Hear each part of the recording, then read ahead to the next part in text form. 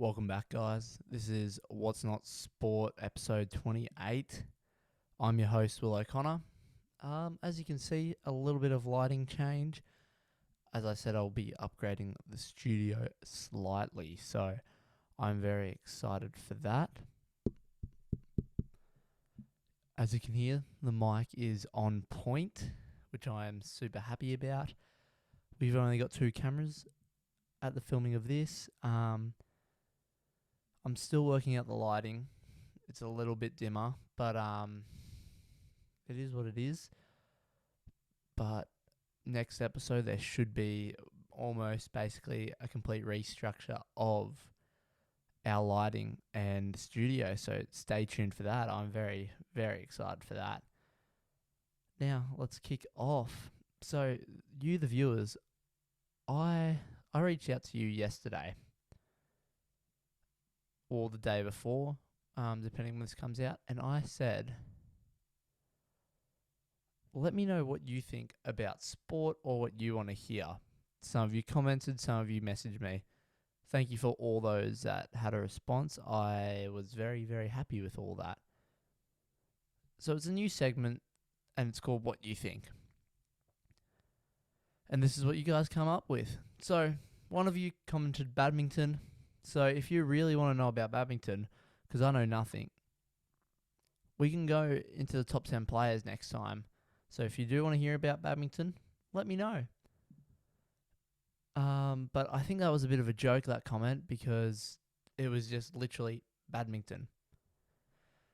Our next comment was the Australian cricket team tour of the West Indies. Now, that is a lot more easy for me to talk about. So let's get started. So Australia did clean, as I mentioned earlier in a couple of episodes ago, Australia won the Test series against the West Indies. They clean swept them in the 3 Test series, which was pretty good for the Aussies. In that, my favourite moment from it is probably Stark joining the 400 wicket club, which I think is just something incredible to do. So I'm very happy with that. Now, the next thing, part of it, is the T20 series has started, and we have already won the first of 5 games in that T20 series. Now, as this is being recorded, I can almost guarantee that the second match is about to tee off. It's about 10 a.m. when it's supposed to start, so I'm sitting around that time just before, so I won't have an update on that just yet. And so that's what I've got for the West Indies tour. Now, another one that I thought was really interesting. We're going to the bit of AFL, Aussie rules. So the new AFL boss has had meetings on his first day, which was Monday. So Greg Swan, who is the new AFL boss, CEO, whatever you call it, he's already met with umpires with the focus of minimising, minimising game time without reducing the quarters. So that more means he wants to speed up the game. Like, for example, instead of waiting for ruckman to be ready for a ball up or a throw in, the umpires just throw the ball up and throw the ball in instead of waiting, so it reduces that like half a minute at most.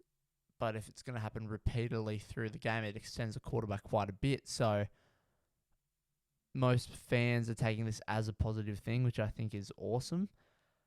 And he's also talking about completely eliminating bouncing the centre ball. So, the centre square at the start of the game and after a goal scored, instead of bouncing it, they just throw it up instead, making it a lot easier.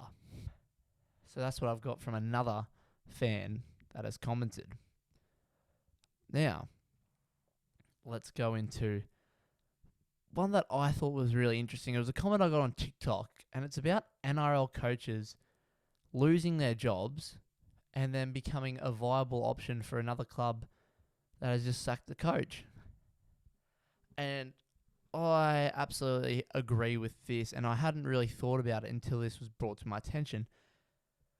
So a coach in the NRL, I think it's crazy that a coach can be considered a good choice for a club after being sacked by another. Yes, there are coaches that will get the stiff end of a stick. For example, Kevin Walters. I personally think he's a great coach. He got the stiff end of the stick. He is no longer coaching the Broncos, but now he's the Australian Kangaroos coach. So that's a different example.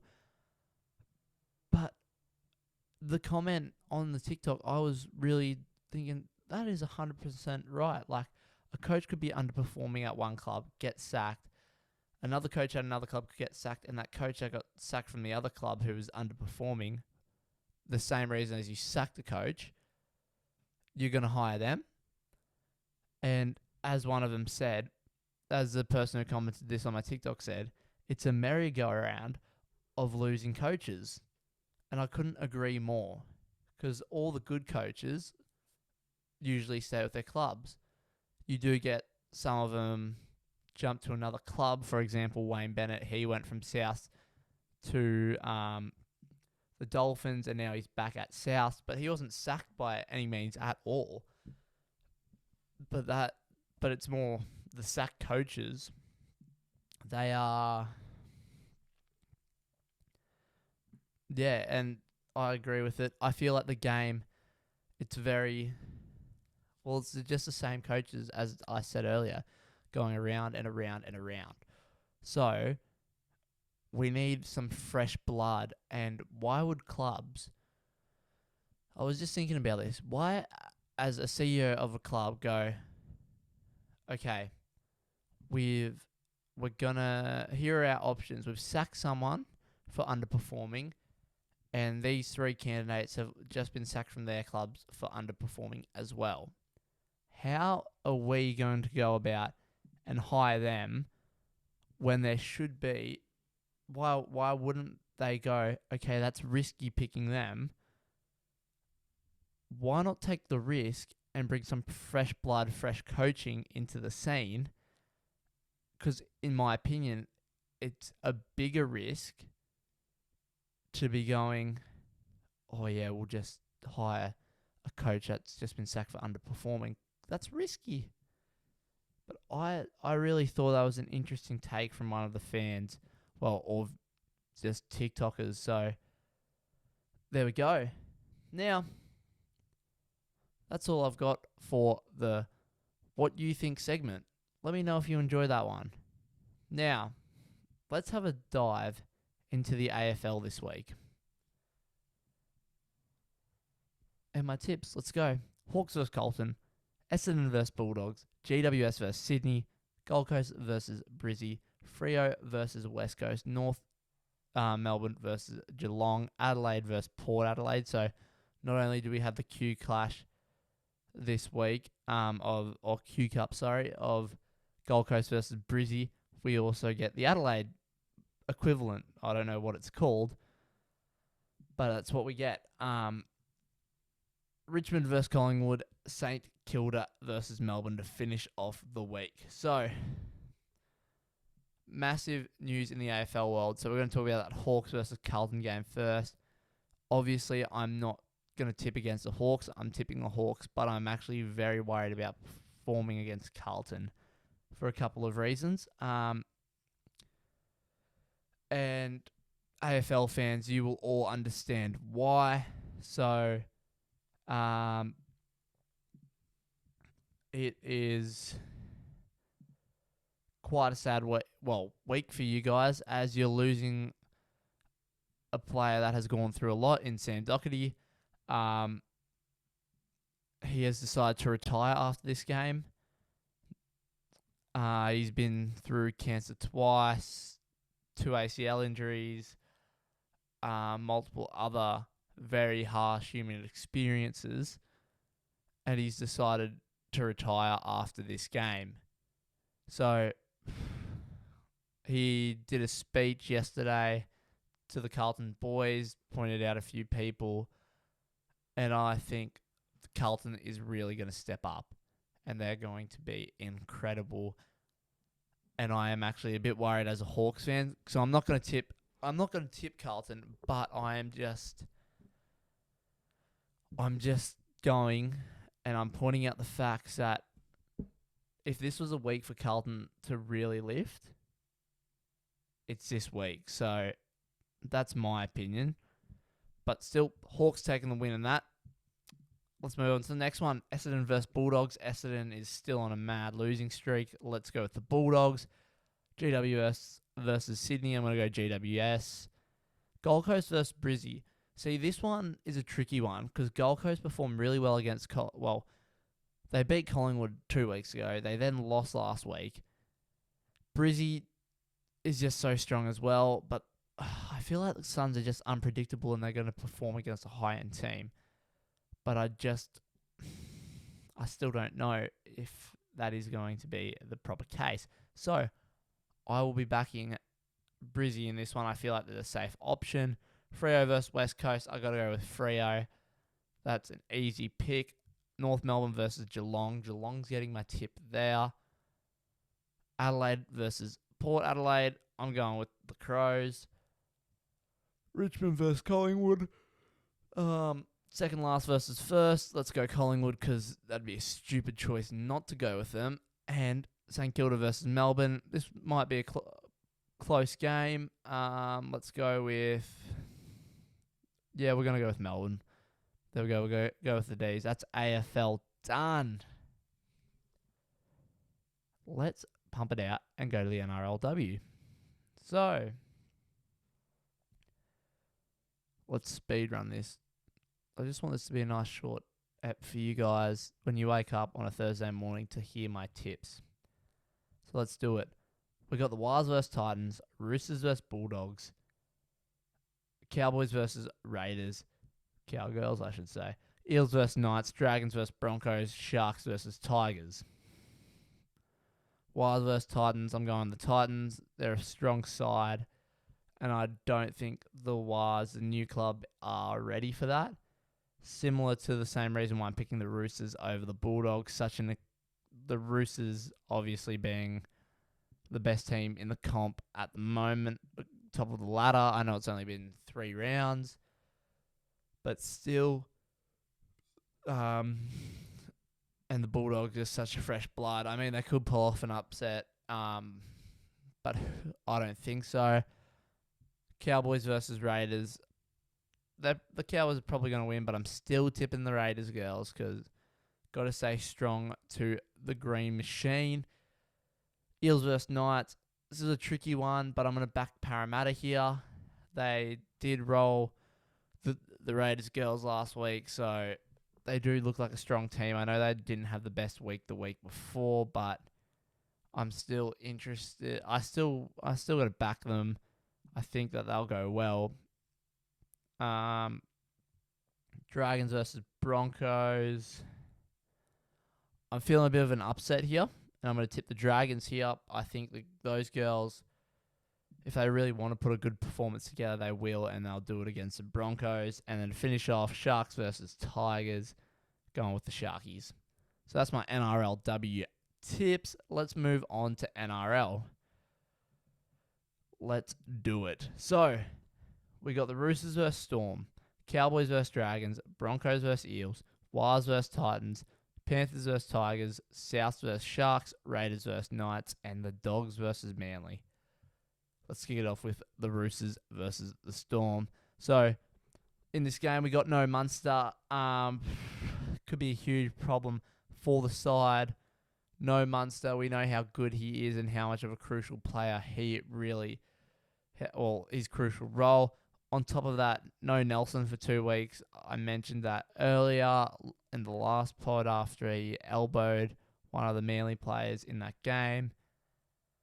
But I can't see the Storm losing 2 weeks in a row. They shouldn't have lost last week. They're not going to lose this week. For the Roosters, we got Sam Smith is back.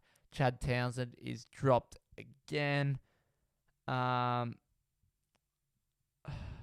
just can't see them winning after last week's performance against the Sharks and the Storm being generally a stronger team.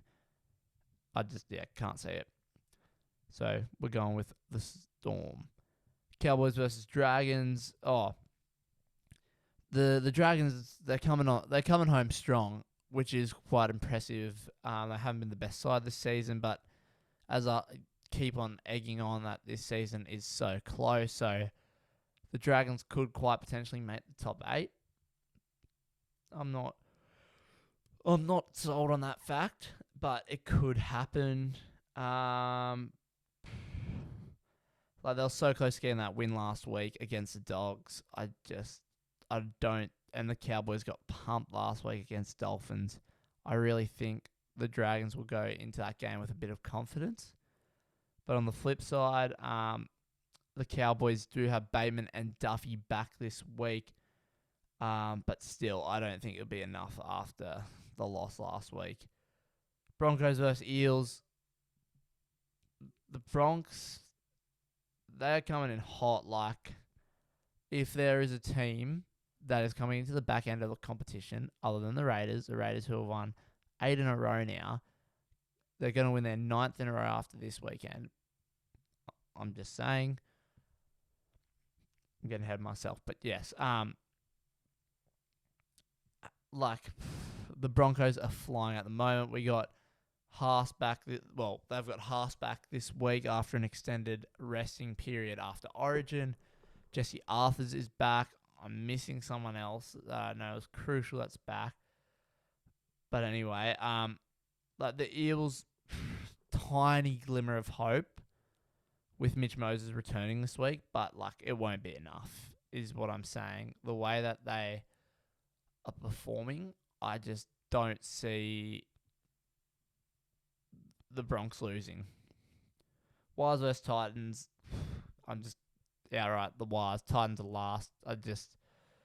They're just too good, even with the injuries that they've faced this season. They've shown that, yes, despite injuries, they can still get the job done. So that's why I'm picking them. You can't go past them at all. Let me just have a quick drink.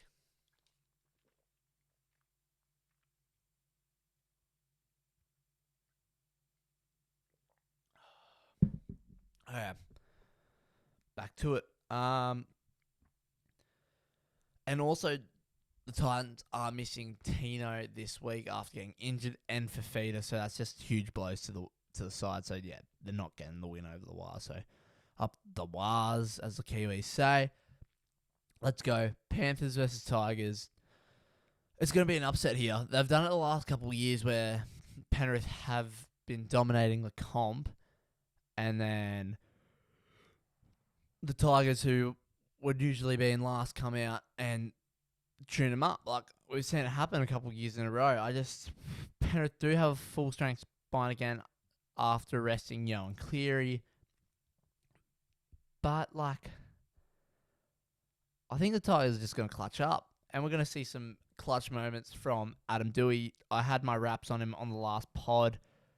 I know some of you would have listened to that, but I really do have, faith that the Tigers will get the win there, and I really hope that they do. South versus Sharks. Far out. South have the most injury-riddled team in the comp. I don't even know if they've got their original starting 13 playing, just because there's so many injuries. It's like they're basically playing their reserve side at this point. And the way the Sharks are playing, especially considering the footy Brayley's playing, and if they can work off that, I don't see a world where it's not an absolute tune-up and Sharks put 30 points on it, and it's going to be a clinic, so that's an easy one. Sharkies beat South. Now, Raiders versus Knights, we know where we're going. Raiders get it done a few weeks ago against them already. No Ponga. The Raiders are just too good. Let's make it 9 in a row. Up the milk. And look, the Knights don't even have a chance if we play a proper 80 minutes. Like, if we don't just play 10 minutes at the start, like 15 minutes at the start really well, and then our last 25 minutes really well, play the whole 40 minutes of both halves, we are going to pump them. We are just that good. And to finish off the week, we got the Dogs versus Manly. And yes, Manly are going to get the win over the Dogs. The Dogs did not deserve to win that game over the Dragons last week. There were awful reffing calls that I believe the Dragons, like, from that, I 100% think the Dragons should have won that game. So I'm not tipping the Dogs. The Galvin effect is really showing that you can put some good plays together, but I feel like they're a struggling team. Like, they're not what we saw earlier in the season, which is a concern for them, I guess, not for any other team. Just opportunities for all the other teams. Now, let's talk a little bit. Kevin Walters, he's confirmed to be the Kangaroos head coach, as I mentioned earlier, but faces a huge headache with the Hammer, Payne Haas, and Tino Fa'asuamaleaui, potentially wanting to represent Samoa, which is a huge blow to the Australian side, but if they do, it makes the international comp so much stronger. So, not a horrible thing. Roosters fans, looks like you're getting DCE next season. I don't know what that means for your halves and what's going to happen there. So it looks like he's signing a 1-year contract there, and then he's going to go into a coaching role after that. I really thought he would end up at the Titans or Dolphins, but I'm surprised he's ended up with the Roosters. So there you go, Roosters fans. Be happy about that. A re-signing for the South, Alex Johnson, is extending to the end of 2027. I can't believe he's still playing that long, which is insane. He's just gonna that try-scoring record isn't going to be broken. It's going to be shattered by the time he's done with it. So that's pretty cool from AJ. And for Raiders fans, there is talks. Good old Papali'i, as we might say, is in talks and potentially wants another year at the Raiders, which I would be so excited about, and I'm praying that it's true. Like, we're obviously going to get minor premiership and win the grand final, Papali'i to get Clive Churchill, all that, and then next year will just be a victory lap for him, the Papali'i tour, and I think we just follow him everywhere he goes. So yeah, that's the NRL news I've got for this week. Now, if you remember, last episode we talked about the 5x5 Super Sprint Club Challenge. I did my men's starting 5, the 2 reserves, and then the 8th person who is an injury replacement. Now, it's time to make it fair, and we go to the women's. So let's have a little look. First up, I got Naomi Scott. Like, there's no reason not to have her. She's won all individual surf titles. She's won the ski, the swim, the board, and the iron. Like, if that doesn't show that she's an all-round athlete, I don't know what is. And I think that's just such a good skill to have in a 5-on-5 sprint challenge. Number 2, got Lily O'Sullivan. World Swim and Board Champion. She is fantastic at irons. What more do you want me to say? Number 3, Tiani Massey. Now, Tiani, she is a pocket rocket. She is explosive. Possibly the quickest sprinter in that field of girls. So, if you're going into a sprint race and super short and sharp, you probably want her on your team. Number 4, I've got Lana Rogers, just stock standard Iron Woman, probably the best. She's at the top of her game right now, top of the Iron Woman field. She is fantastic in the swim, the ski. She's got like a third place, like she's got medals in the surf race at Aussies for the swim. We know how good she is in the iron, winning series, calling out gold. She can do the long stuff. She can win an Aussies, like all that stuff. She's also got Queensland State board title under her belt, so she can board paddle real well. And then, like, she's a fantastic ski paddler, so another just awesome all-rounder that you want to have on your team. And my fifth starter, bit more of a young gun. Picked her for the same reason. Young Jazzy Raywood. She is just a weapon on every leg and so young. Now let's go on to our bench. Similar to my Nick Sloman pick, but I think she's a bit more of a weapon here. Lani Pallister, we know how crucial she is to that Alexandra Headland team in those taplins. So just even over a sprint, I reckon she can do quite a bit of damage. And then my other bench is Hannah Scully, just so good on that board and ski. She can do an iron real well, so you could put her in the iron race, but also like board and ski, she is so good on that and would be perfect for relays and those individual events. And then my eighth person that's an injury, probably deserves to be on that starting side, is the 8K47 Annalise Kibble. She's just, well, she really dominated that MVP in the World Ocean Series this week.